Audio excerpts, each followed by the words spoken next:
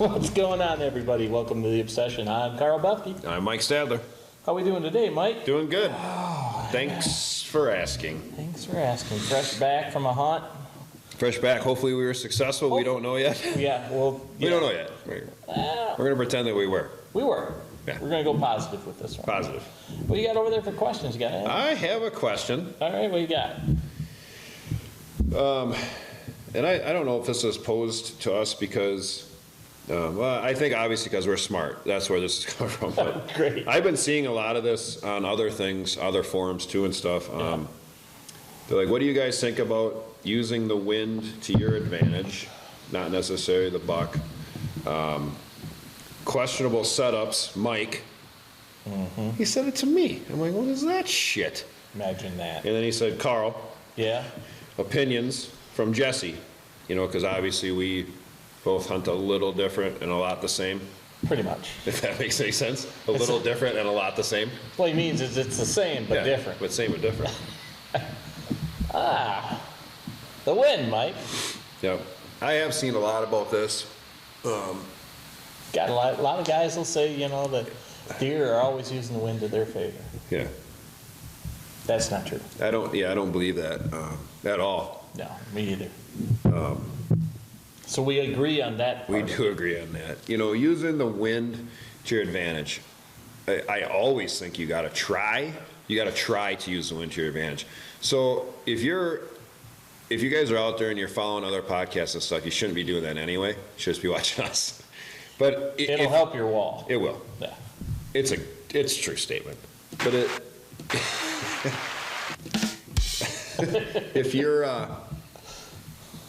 if guys are, and I've seen it, guys are saying like, you know, use this wind this way, and I don't care that what the wind is for me. I care what it is for the buck, because what the buck's going to do with the wind. So sometimes it's questionable, which kind of like doesn't make a lot of sense to me.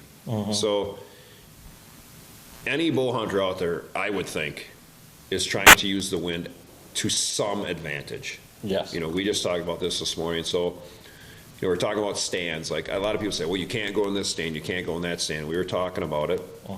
How we've been sitting a lot now that we've been done, and just observing, watching, and realizing that we can hunt these stands on a lot of questionable, I say air quote, questionable winds that we didn't think we could do before, because we've watched the movement in the wind, seeing what they're doing. And that right there explains it, is their movement. Right. So, I mean, you know, do whitetails generally use the wind in their favor? Yes, they do, obviously. Yeah. They are in survival mode 98% of their life. Yeah. You know, so, but this is another thing we said. There is no perfect setup. No. Anywhere. No. Ever. 100%. So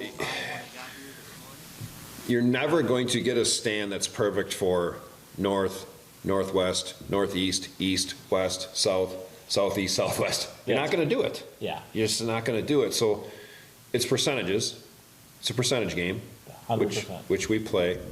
And you know, this time of year for us, you know, now we're, you know, sitting after we were done hunting, which we were both done October 26th, so sitting from then on through to our gun season until we left for North Dakota. Right. And just observing, watching, filming. That is the best time to learn a lot of what these bucks are doing. There's still a lot of bucks on their feet. Oh, yeah. You know?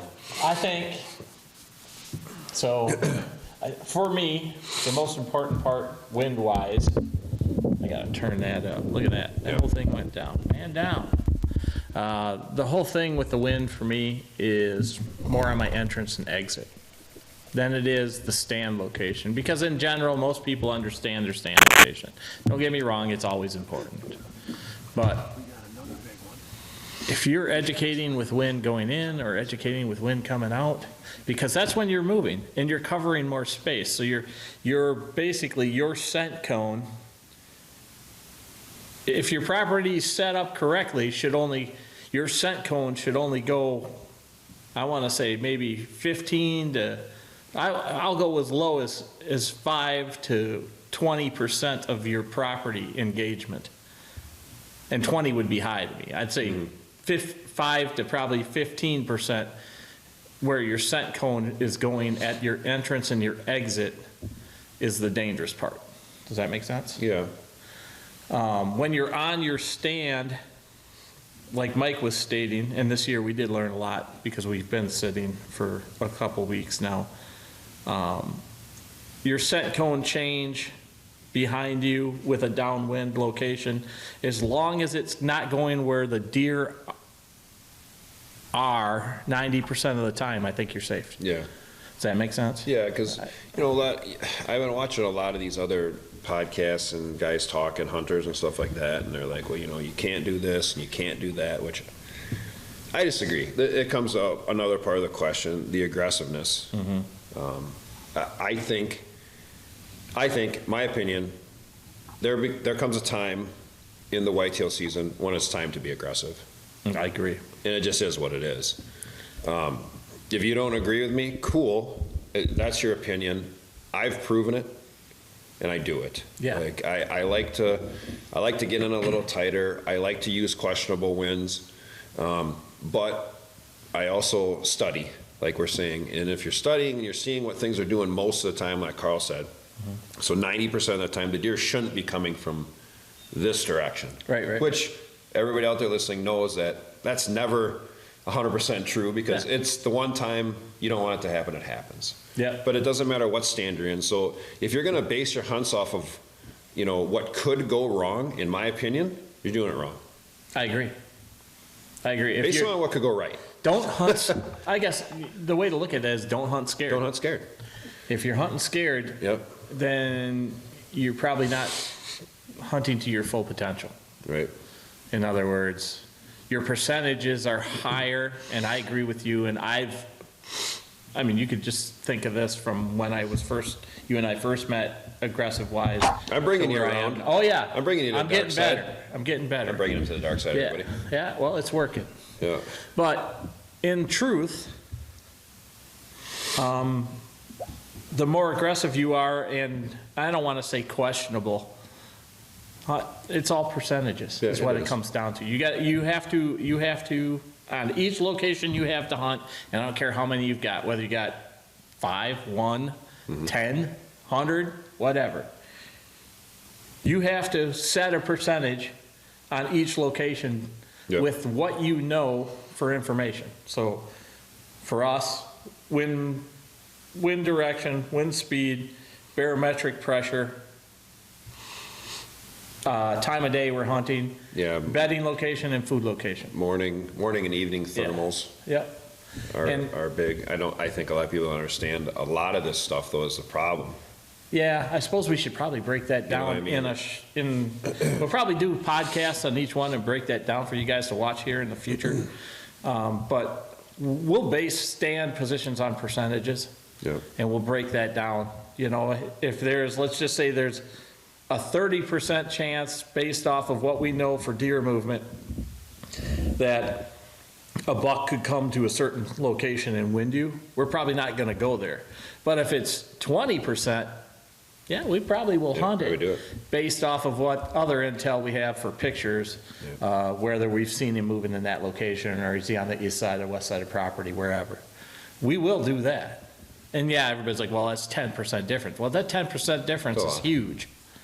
You know, and another thing we do, and I know we've talked about this before, like I for 100%, I don't have a stand here that's for shooting does. No. All of my stands, I think in my head that you can kill a buck out of. Yeah.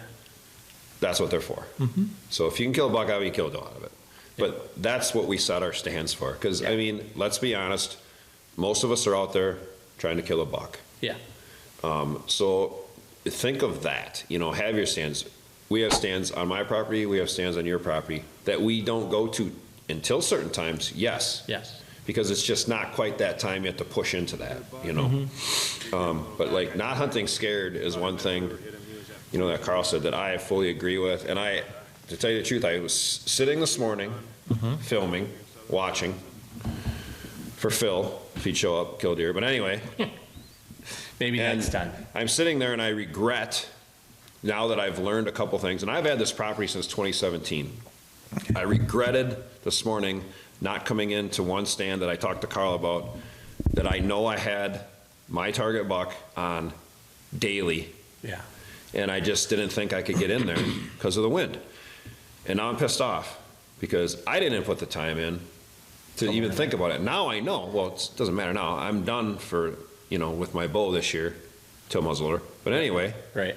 Now thinking about it, like, dude, I could have got in there several different times and had a shot at that deer. You probably could have killed that deer in the first couple of I minutes. really think I could have. I bet you could have. And I'm mad now about it. Yeah. So it comes to, like, But you learned something. you learn. That's the biggest thing. Like, So if you get, what we've noticed on your property and on my property is historical movement yep. and big deer.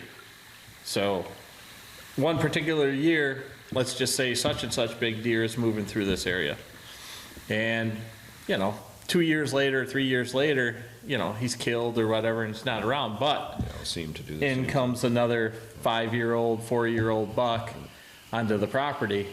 They use the same movement. And as soon as you see that, let's just say next year, if you don't get, or if you do get the chance to kill him during muzzleloader season, Yeah. and he comes back next year, he's going to do the same I know what darn he's thing. going to do, yeah. Yeah, and I guarantee next year, if he does the same thing once or twice during the early season when he came in last time, he'll be dead because Mike will be in there. Yeah, I will tell you this is one thing that I've taught myself, is you don't kill big bucks by not doing the same thing every time you do it. You know what I'm saying? No, that's Like, correct. if you're constantly changing and thinking you're going to reinvent everything every time you go out, Mm. you're probably not going to have luck. No, You got to stay the course. yeah, you're Do what changing you the know variable. works. Yeah, if you're Right. changing it's okay to, don't get us wrong, it is okay to experiment. Oh, yeah. Every now and then, but that's what we're doing now. We're both tagged out. So what are we doing? We're learning our property for next year. And we've And both following been, years. like, if you were done before me, and then I was hunting, we're trying to put myself in, okay, this is a stand, Mm-hmm. and if we can hunt this stand, Yes, we're going to hunt it. yeah, If the wind doesn't let us, then we're not going to.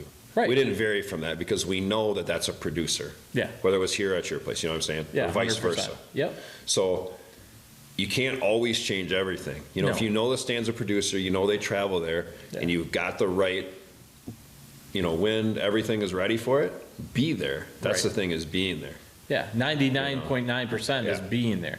I mean, I'll tell you guys right now, and I'm just gonna throw this out because they both need to know this. I mean, we've been trying to get 2 guys deer for the last 3.5 weeks, 4 weeks, right? And it's been multiple times where we've said to them, because I'm not gonna tell them distinctly, I'm gonna say, this is where I would hunt, here's why. But if they wanna go someplace else on the property, and I think the wind is still okay for that spot, I'll let them go there, Yeah. So at the end of But the if day, I it's- tell you something, At the end of the day, it's their hunt. yeah, it's their hunt. But if either one of us tells you something about it, it's because of an educated Yeah. situation that we've learned, and I would say you're probably in a pretty good percentage. You might see a shooter buck. Yep. Or you're probably going to see a shooter buck. In one instance, I had a guy who was supposed to come with me, and I'll just throw this out, last weekend. Supposed to be with me on Saturday. I went and he said he couldn't make it. He had some other, whatever he had to do. And I was like, okay, well, I'm going to go sit. I sat in the stand that he should have been in, and here comes the target buck, walk right by me at 12 yards. And I know you've done the same thing this Yeah. year, so. It's really seat time late in the year, everybody. Yeah.